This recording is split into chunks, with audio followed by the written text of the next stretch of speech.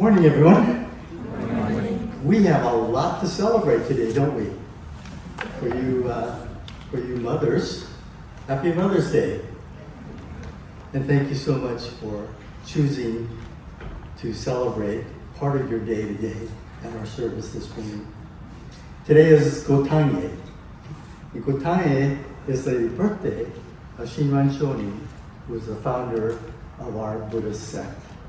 As you enter the Hondo temple, you see off to your right, you saw the statue of Shinran Shonin. Shinran Shonin was born in, I think it was on or about May 21st, 1173. And his teachings today inspire us 800 years from that day. Even his teachings today inspire us.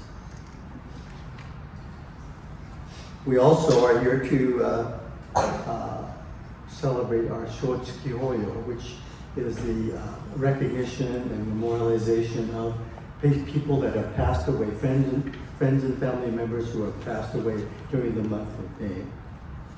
And then finally, we're here to celebrate the return of our former Rimban, Reverend Nobuo Miyaji. Reverend Miyaji, during the early parts of the building of this particular temple, was very instrumental in the planning and the fundraising. So we're so happy to have him return to us today and to be our guest speaker.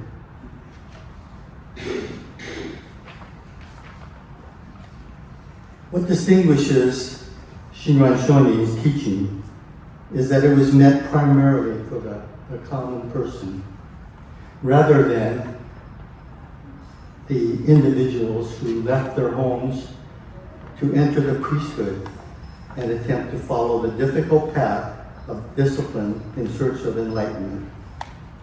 Without distinguishing between priesthood and the layperson, Shinran Shonin pointed out that everyone, without distinction of rank or class, would be saved by reciting the Nembutsu with faith in Amida Buddha. In Shinran Shonin's teachings, there is no distinction between good and evil. Everyone is equal before the Buddha, and all can be equally saved by Amida's compassion. This is Shinran Shonin's faith in the original vow of Amida Buddha. Let's begin our service today. I think all of you have your program, so the program will just kind of follow its course this morning. We'll begin with this Gatha chanting Jusan, praise of Jodo Shinshu teaching by Michilu Nakata. For those celebrating Shotsuki Hoyo, please offer incense during the Shoya Raizan. Yeah.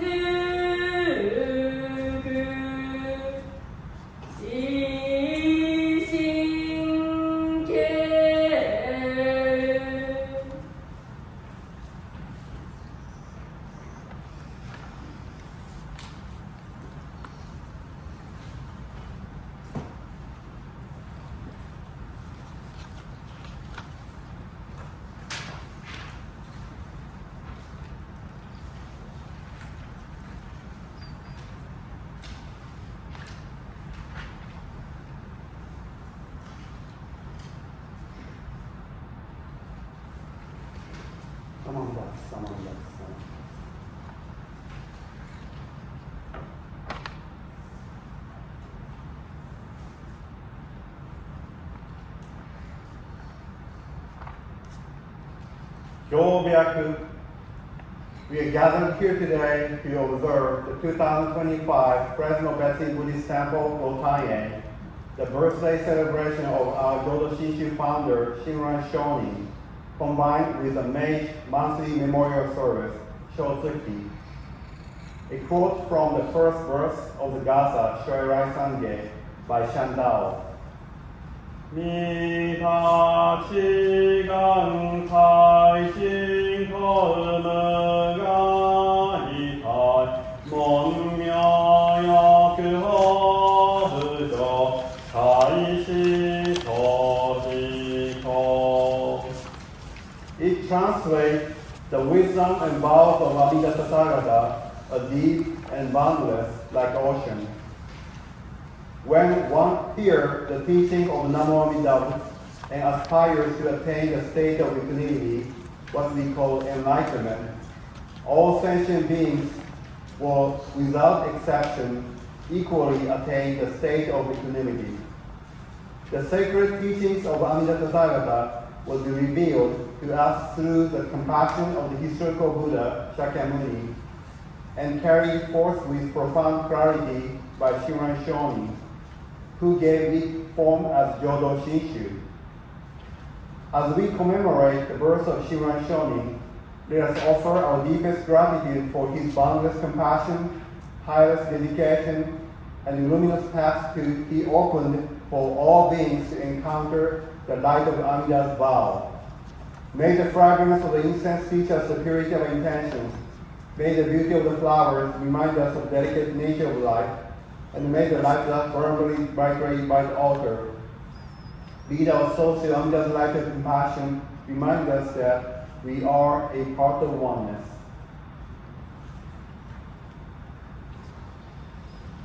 Namo Amida Butsu. Namo Amida Butsu. Namo Amida Butsu. Namo Amida Butsu. Namo Amida Butsu. Namo Amida Butsu.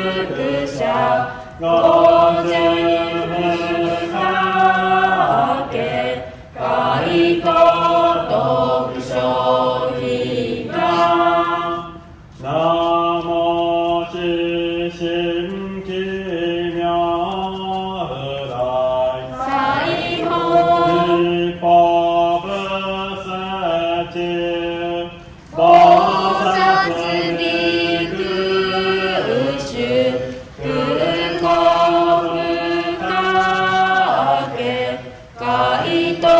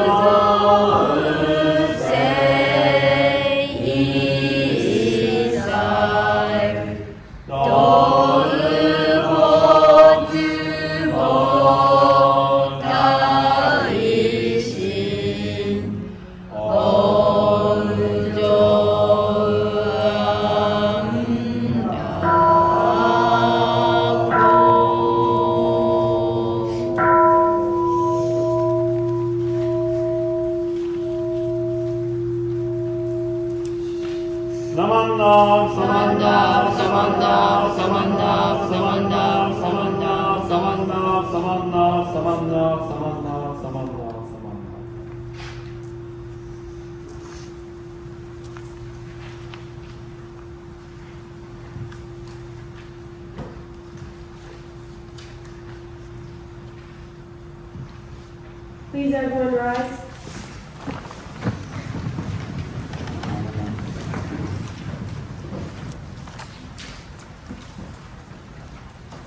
Buddham saranam gacchami. Dhammam saranam gacchami. Sangham saranam gacchami. Fortunate is it to be born into human life. Now we are living it. Rare is it to encounter the teachings of the Buddha. Now we hear it. If we do not seek the truth of the Dharma in this life, in what life shall we find it? Let us reverently take refuge in the three treasures of the truth. I take refuge in Buddha. May we all together absorb into ourselves the crystal of enlightenment and awaken within us our highest aspiration. I take refuge in Dharma. May we all together be submerged in the depths of the Dharma and gain wisdom as deep as the ocean. I take refuge in Sangha. May we all together become units in true accord, in a life of harmony and a spirit of universal friendship, free from our selfish behavior by taking responsibility. Even through ages of myriads of kalpas, hard is it to hear such an excellent, profound, and wonderful teaching. Now we are able to hear and receive it. Let us thoroughly understand the true meaning of Tathagata's teachings. Namo Amida Butsu. Namo Amida Butsu. Namo Amida Butsu. Namo Amida Butsu. Namo Amida Butsu. Namo Amida Butsu. Our understanding of Jodo Shinshu. I am one of everyone. I am a part of the world. I always receive and helpful support from others, which is called the power to make my life enjoyable. Although I cannot always be kind and gentle to others, others always help me to make my life enjoyable. How grateful I am that other people's support appears here and there to make my life enjoyable. When I feel the kindness of others, saying Namo Amida Butsu becomes my expression of deep gratitude. Namo Amida Butsu. Namo Amida Butsu. Namo Amida Butsu. Namo Amida Butsu. Namo Amida Butsu. Namo Amida Butsu. Please be seated.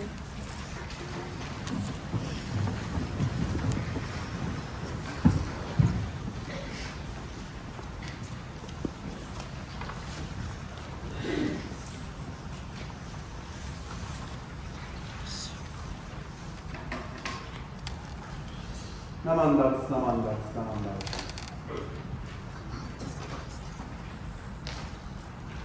Good morning, everyone. Good morning. Thank you so much for your participation to the Fresno Betsuin Buddhist Temple. Today is one of the most important service, which is Shinran Shonin, our founder's birthday celebration. As Sensei Gordy mentioned, whole history of Shinran Shonin, so I just skipped that portion. So I just introduced today's guest speaker. So today we are so honored to have Reverend Miyaji. So he's famous Reverend here at the Fresno Betsuin. Then probably some weeks ago I mentioned that behind the wall they have I'm trying to put in all the past Rimbans photo frame portrait. I don't know how many of you recognize all the black and white pictures. Maybe probably some of them also your sensei at the time, maybe 1980 or 1990.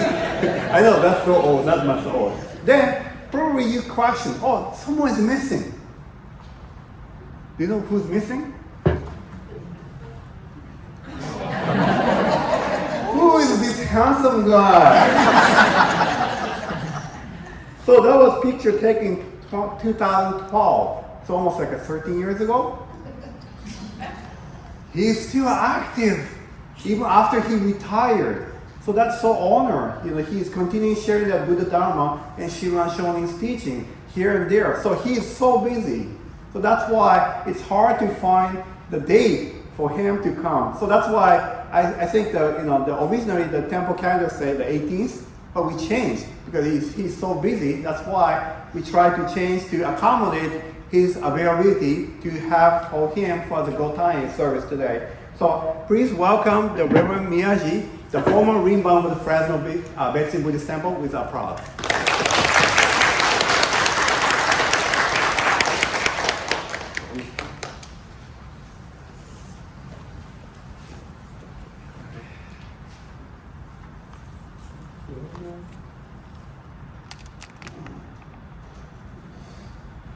It's coming out.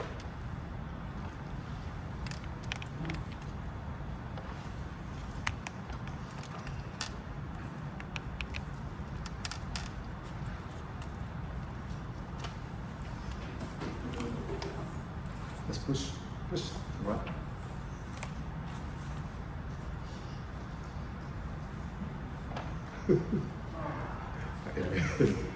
Oh, it's coming now. Good. Okay. All right. Good morning, everybody. thank you very much for your invitation for this wonderful, very important service of the Shinran Shonin's birthday service, Gotan-e we call it. I'm very happy to be here. And last night you had the welcome party for me, so I had a chance to meet again many old good friends. So I was so happy. Last night I cannot sleep that. No, so I can sleep better. Okay, let's see. Maybe you know, I put this today's for Shinran Shonin's memorial birthday service. I put this picture here. Do you know why? This looks like somebody, right?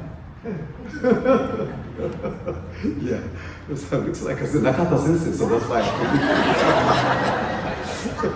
That's good. I found it. Yeah, very happy there. Anyway, today's for this service, I chose the title is Buddha's Heart and Mother's Love. So I'd like to talk about that. So maybe you see those people's name. It's kind of a very famous name: Steve Jobs, Bill Gates, Richard Gere. Okay. Maybe you can tell now why I am mentioning these people's name. Mark Zuckerberg. Okay, those people are very famous people who are influenced by Buddhism. And they got some kind of influence from the Buddhism, so that's why I mentioned it. And also, I'd like to mention those people: Arnold Toynbee, who is the 20th most renowned historian, and Nietzsche, who is a very famous philosopher, Carl Jung, and Heidegger, who is the most important philosopher in the 20th century, and Russell, those peoples. Okay, so they are very influenced by the Buddhism, and among them, I'd like to introduce today Albert Einstein. Maybe you know everybody, right? What kind of person he is. He's so famous person. But he is a very famous person for his life, you know, to study physics, and he found very important theory. But many people, they don't know. He studied physics, half-life, you know, half part of his life. Do you know the another part of his life he studied? That's religion. Okay, so many people they don't know that. So that's why today I'd like to talk about his religion. And somebody asked him, "What is the religion?" to Einstein. So he answered, "What is the meaning of life?" The answer to this question is religion. He answered. Okay, this answer is very, very important because what is the meaning of life? Usually, when we talk about the religion, you know, we believe this world is very important. This life is very important. My life is very important.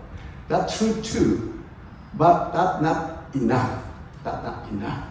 Okay, so that's why to help this world, to help my life, we would like to use religion, God, Buddha, or Buddhist gods. But actually, that is not true.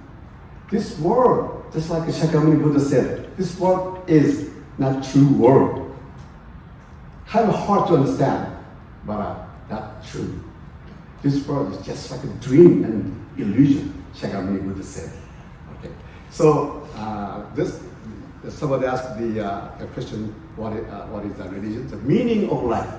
We'd like to ask why we are living in this world as a human being. That's important. That's important. Why we are living here as a human being. We have a kind of a goal. We have an object to reach.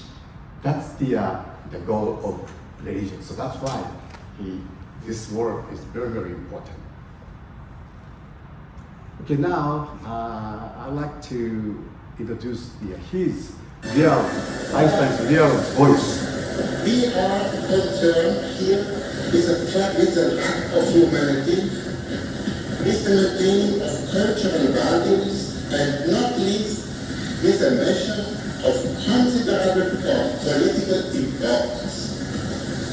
The effect upon all nations, and not least upon the Germans, of the fate of these innocent people, so maliciously persecuted, must not be underestimated. To leave these victims to their misery would be a heavy blow to all those who believe in human solidarity and would encourage those who believe only in force and oppression and who act accordingly. This is the very precious, his real voice. Okay. And also I'd like to introduce this one too.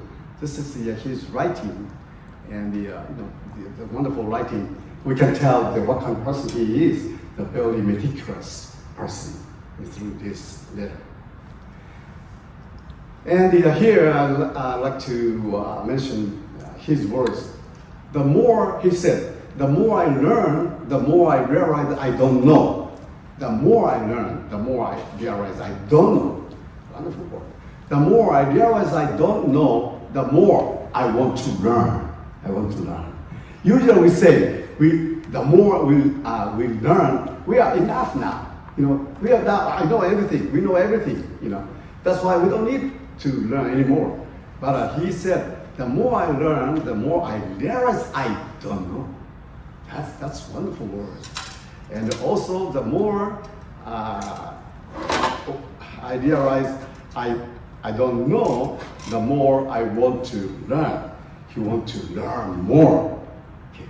That's the wonderful, wonderful attitude as a scientist. And also he said, I think more months and years. 99 times the conclusion is false. The 100th time I'm right. You know the meaning of this one, right? Okay, 99 times I try to do that, but it's fail. But 100th time, okay, I can get it. That's the wonderful word. So here, another word.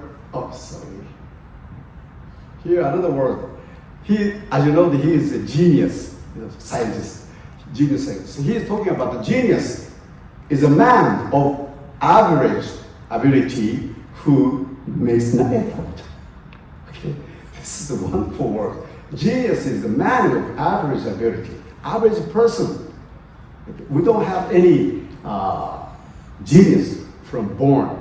No, we don't have. Those who can make an effort 100 times, 1,000 times, 10,000 times, he is a genius. That genius, Einstein said that. Okay, it's wonderful words. I very like this kind of word. Okay, now he said the very important words about the religion and the science.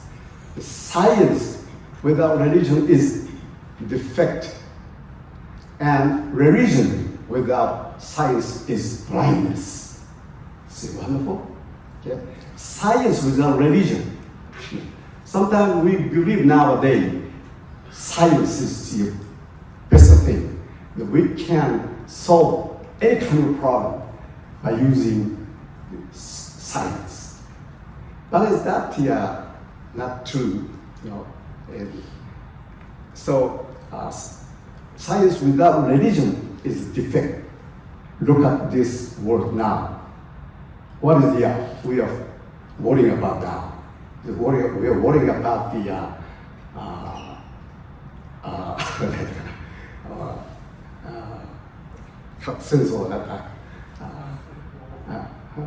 war, nuclear war. Yeah. I'm getting old now, so I don't know how to remember. Nuclear war. we are facing now, right? Everybody worrying about now. So because just we believe science can do everything, but without religion, it's a problem. Also, we can say the religion without science is very dangerous too. Maybe you can see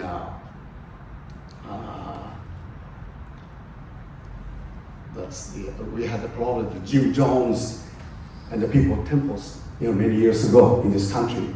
Also in Japan, the sarin gas attack on the Tokyo subway, 1995. That kind of things happened, because they believe in religion, very strongly. It sounds very good, but they forgot the science.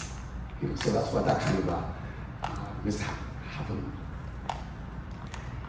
The Karl Marx, who is the founder of the communism, right? That he said the religion is opium. Sometimes we have to be very, very careful. Religion is opium, because we don't. Religious people forgot the science part. Science part. Science, means we are using here, right? Brain. We have to use our brain as much as possible. That's science. It's okay, but still, we have some kind of a problem beyond this brain reason, humans reason. Yeah. So that's a problem. So when we forget that part, we have to use it as much as possible, but we cannot solve the problem, something. And we go to religion. Right?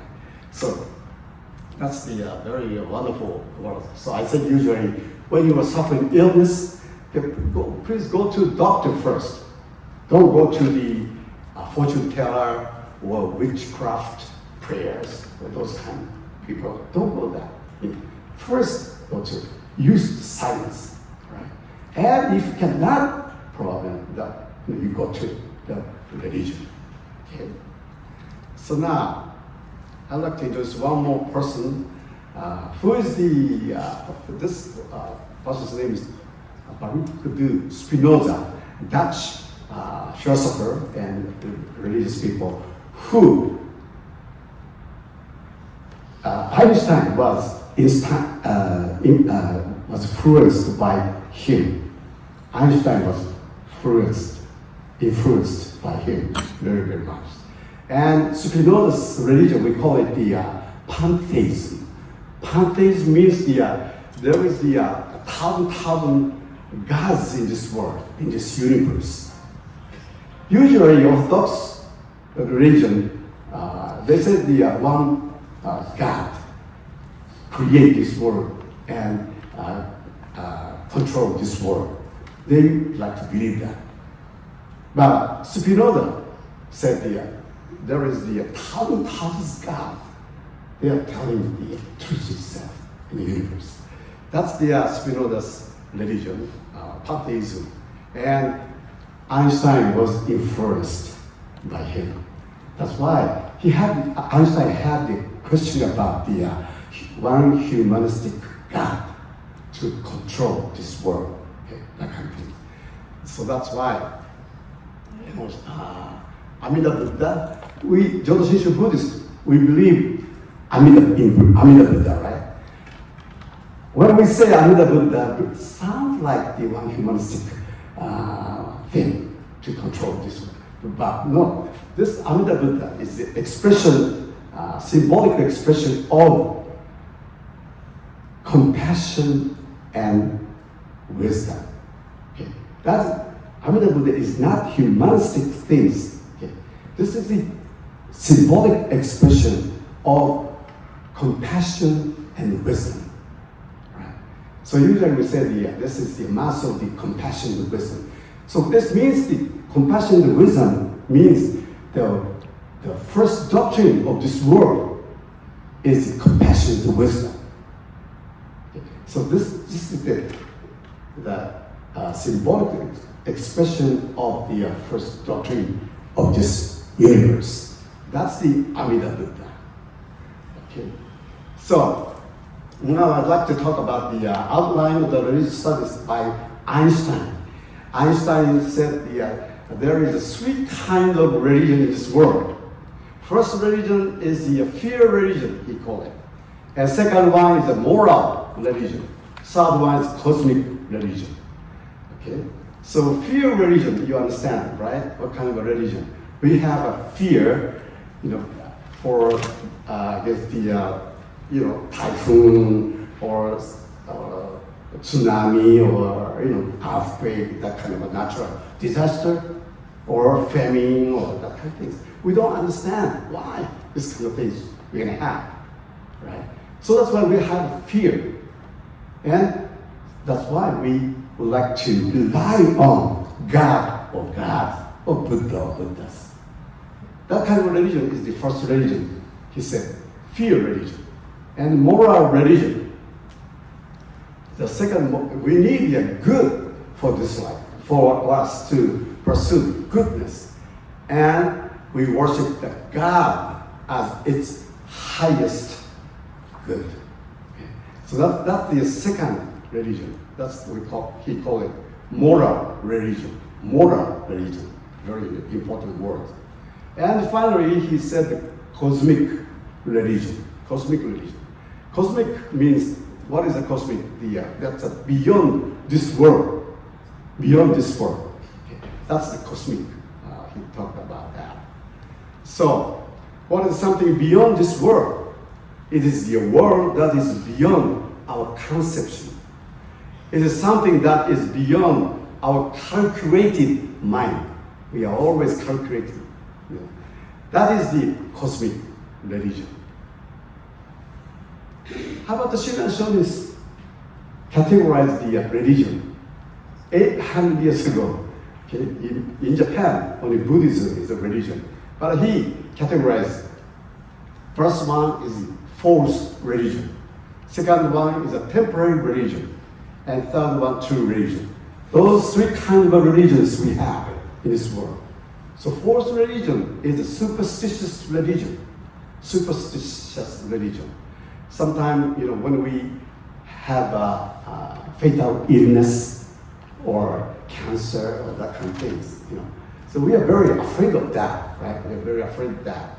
That's why we like to go back to rely on the gods or to cure, to realize the world peace, that kind of things. That is the first religion, low force religion, Shinran Shonin called it. Second one is the temporary religion. Temporary religion is the lead to the true religion. That's the temporary religion. And third is a true religion. And the second, the religion is the temporary religion. So since it is a religion of doing good and avoiding worldly misfortunes, it applies to the Einstein's first religion, the religion of fear, right? It's okay, right? First religion, the same thing. Second religion is the provisional religion is a teaching that considers the highest good with Nembutsu, with the Nembutsu. So this can apply to Einstein's second religion of morality. Maybe I need to explain that a little bit. Because the second religion, temporary religion, we believe that Nembutsu, we believe that Nembutsu can solve the problem of this world. So Nembutsu, we believe the highest good as the highest good, Nembutsu. And we use that Nembutsu. But actually, Shinran Shonin said that is not true religion still. We are using the Nembutsu. So sound like true, but that is not true. Okay? Because to solve the problem of this world, that's why the Shinran Shonin is the temporary religion. True religion is beyond this world. Okay. As I told you, use our brain Okay, it's okay. It's okay. But we have a limitation. So that's why we have to be beyond this kind of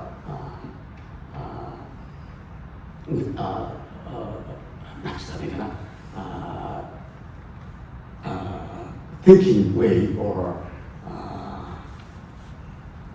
kind of I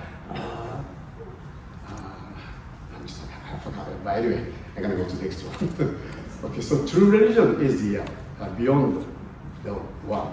So Amida Buddha is not the one I said, as I said, the universal truth itself. Okay, so we call the Amida Buddha according to our brain. To our brain, when we look at this kind of things, easy to understand what Amida Buddha is. Looks like the human beings, so that's why controllable. But actually, that is not. We have to understand this is the mass of the compassion and wisdom. So we can illustrate the Einstein's religion and Shinran's religion. First one, fear religion, is a false religion. Second, moral religion is temporary religion. And third, cosmic religion. Einstein, believed this cosmic religion, that true religion, Shinran Shonin believe. Perfectly matched. So we shouldn't forget the 800 years ago, Shinran Shonin said this one. And 20th century Einstein said this. But true religion, or truth itself, is beyond time, beyond the time, I can say. I'd like to introduce one more person.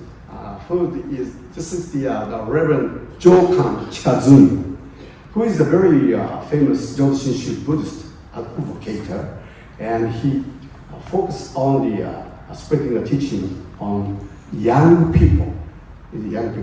This is the sorry. This is his Monpo Kaikan, the building for listening to the teaching of Dharma, Nembutsu, in front of the Tokyo University. So we can understand he's focusing on the young people, especially students of the Tokyo University, which is the #1 university in Japan, right? So he has the connection with Einstein. Okay. He has a connection with Einstein. The Einstein, when he was got the Nobel Prize, right? Nobel Prize. In 1921, he went to tried to go to the Europe to get the Nobel Prize. Before that, 1921, he visited Japan. He visited Japan on the way to Europe. So he heard in Japan that there is the wonderful teaching of Buddhism. So he was so interested in to learn about that, to hear about. So he asked what Buddhism is, and somebody looking for the person who will explain about Buddhism, and so this Reverend Chikazumi Jokan was selected, and he talked about the following story to Einstein, right? So I'd like to introduce that story. There was a very poor village during the ancient times of Japan. They were so destitute that they were not sure where their next meal would be coming from. The way that the community dealt with this poverty was to build a rule. The rule said that when you turned 60, you would be sent to the mountain to live out your final days alone. How cruel. Even more cruel was that a loved one would take you up. One day, the time had come for a son to take up his old mother. He was famous in the village for his piety to his mother. He put her on his back and started the trek up the mountain. He didn't want to do it, but a rule was a rule. He had to follow it. As they were climbing up the mountain, he started to hear twigs cracking. He turned back to realize that his mom was snapping branches along their route. And after some thinking, he came to the conclusion that his mom was trying to make her way back, that she was planning on returning. He turned back to his mom and said, "You can't come back." His mom then said, "It's gonna be dark when you leave me at the top. You'll need to find your way home. You can get home safely if you follow the twigs. The son could not help crying when he heard his mom's words. They were the expression of a mother's love. Even though he was leaving her to die in the mountain, his mom was still worrying about him. He was so struck by his mother's deep love and realized that this was a mother's love. They then reached the top, and he still had to leave her. His mom put her hands together and saw her son off. His mother was left by herself in the cold falling snow until her last moon. The son knelt down in the snow and apologized for his mother in tears. He said goodbye.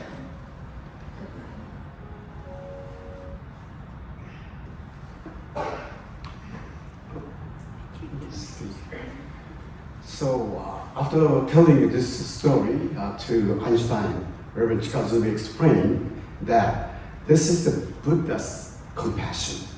When we extend our mother's love to the infinite, this is the Buddha's compassion when we extend our mother's love to the infinite. Hearing that, the Einstein was so moved, and he can say that his eyes were filled with tears, and he said that he understood what kind of a religion Buddhism is. So he then explained after that, he explained that Buddhism is the only, this world he left, Buddhism is the only religion that is compatible with modern science. And also he left the words, if any religion can make up for what modern science lacks, it is Buddhism. Okay, this is his word, right? So, and I would like to say, listen to those people's words about talking about the Buddhism. Buddhism is a very, very important teaching now, right? So, as a conclusion, I would like to say, Buddhism is the teaching of this Amida's great compassion and wisdom. We can understand it through mother's love easily. We can understand the Buddha's heart when we extend the love of mother to the infinite. Okay, extend to the infinite. Just like mother's love covers the son's heart, whatever it is. Mother's love, however, is limited to her children only. On the other hand, Buddha's heart has no limitation. This is why we can live in this world without any fear, even to our last moment, which is our death. So this is the teaching of Nembutsu. So we're very, very happy to hear this kind of Nembutsu in this dojo, the temple. It's a wonderful, wonderful place. So I would like to conclude my message with this verse. When you come to the Los Angeles areas, I'm living in the and anyway, the place, Michilu.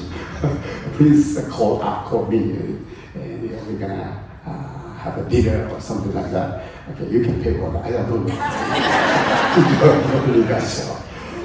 Namo Amida Butsu. Namo Amida Butsu. Namo Amida Butsu. Thank you very much.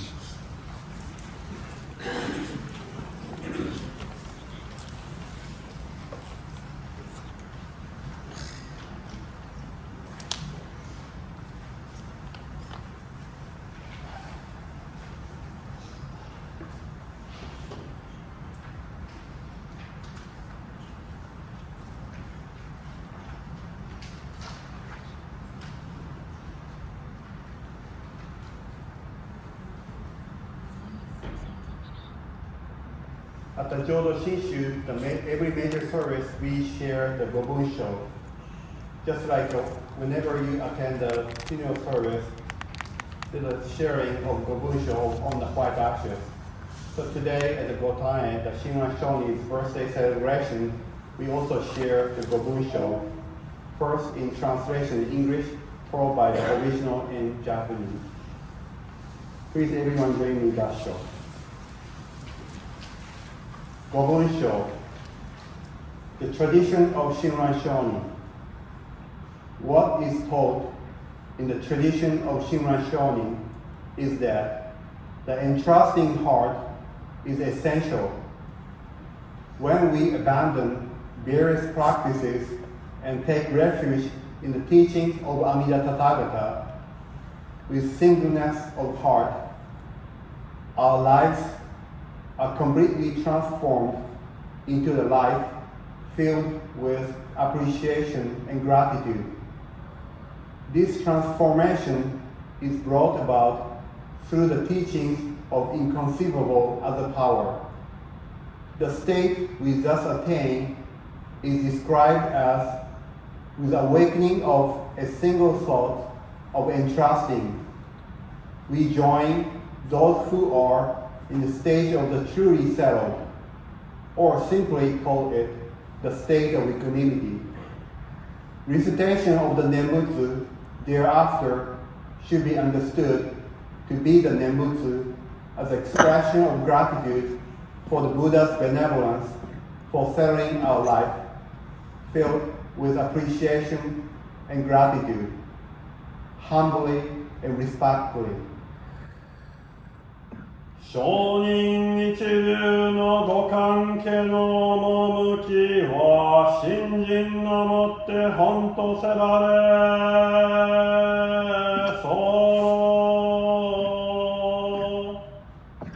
そのゆえはもろもろの造業を投げ捨てて一心に皆に奇妙すれ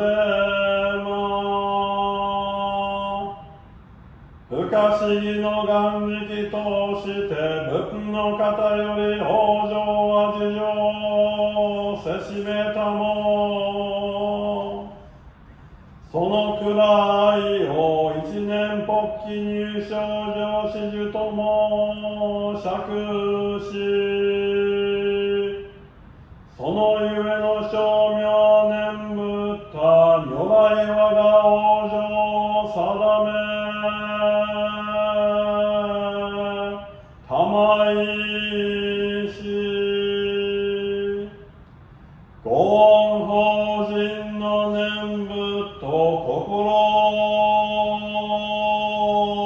べきなりあなかしこあなかしこナモ阿弥陀仏ナモ阿弥陀仏ナモ阿弥陀仏ナモ阿弥陀仏ナモ阿弥陀仏